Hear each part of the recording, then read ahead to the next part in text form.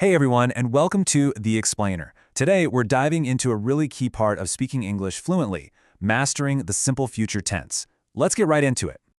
You know that feeling, right? Where you're great at talking about yesterday or what's happening right now, but then you want to talk about tomorrow and you just kind of freeze up?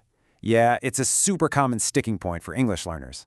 Well, guess what? That's all about to change. We're about to hand you the keys to talk confidently about all your plans, your promises, and your predictions. By the time we're done here, you'll be talking about the future with total ease. Okay, so Section 1, why the future matters. First things first, right? Why is this so important? Why do we really need to get this down to have good, real conversations? Look, the future tense isn't just some boring grammar rule they make you learn.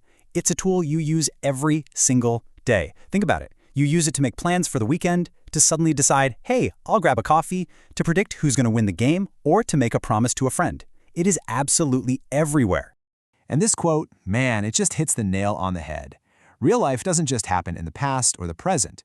To really connect with people, you have got to be able to talk about what's coming up next. Getting the future tense right is what makes your English feel, well, complete. All right, Section 2, mastering the power of will. So let's jump into our first big tool. This one's a real powerhouse for talking about the future, the word will. Okay, so here's the main idea. You have to lock in for will. Think of it for things that are not planned out. You know, a decision you make right on the spot, a promise you make to somebody, or just a prediction about what you think might happen. And you want to know the best part? The structure is so simple. It's literally just the subject, the word will, and the basic form of the verb. That's it. No to, no ing, just the plain old verb. Let's see how this works in the real world. For a positive sentence, I will study tonight. Easy. For a negative, you add not, but honestly, you're going to use the contraction won't, right? I won't go. And to ask a question, just pop will right to the front. Will you come? Simple and really effective. And now for Section 3, your plans with going to. Okay, so we've got will for those spontaneous things, but what about the stuff you've already thought about? For that, we need our second tool, going to. The key here is all about pre-planning. If you've already made a decision, if you have an intention or a solid plan, going to is your go-to phrase. This is for things that are already in your mental calendar. Now the structure here is a little bit different, but it's still totally logical. You need the subject, the correct form of to be, so that's am, is, or are, then going to, and then your main verb. That little am, is, are part, it's absolutely crucial. You can't forget it. Just look at these examples. I am going to study English implies that you've already decided this is your goal. She is going to travel suggests she's probably already bought the tickets or made plans. These aren't just ideas popping into your head, they're intentions. Up next, Section 4, will versus going to. All right, this is the main event. The question that every single English learner asks, what is the real difference between will and going to? Let's break it down side by side. This makes it so clear. It's all about when you made the decision. Will is for a decision made right now, in the moment. You feel tired, so you decide, I will rest. But going to is for a plan you made before this moment. You knew you had a long day, so you planned it. I am going to rest tonight.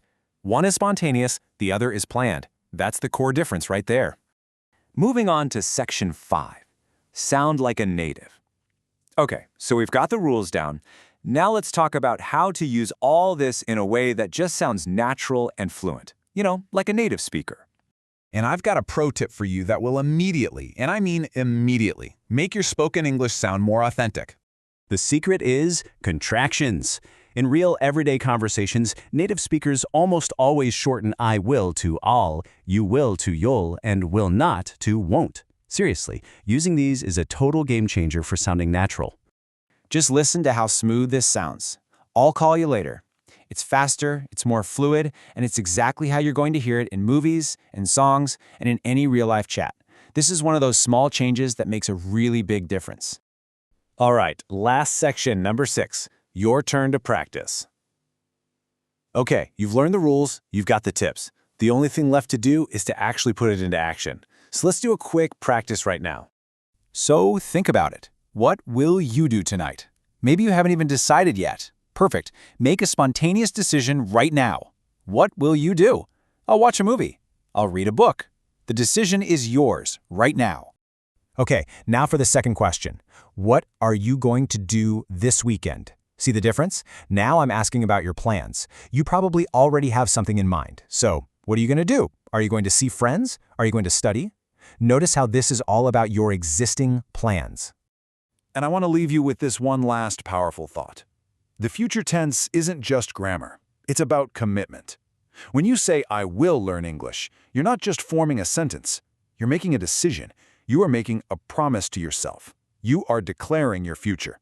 So, what future will you declare for yourself?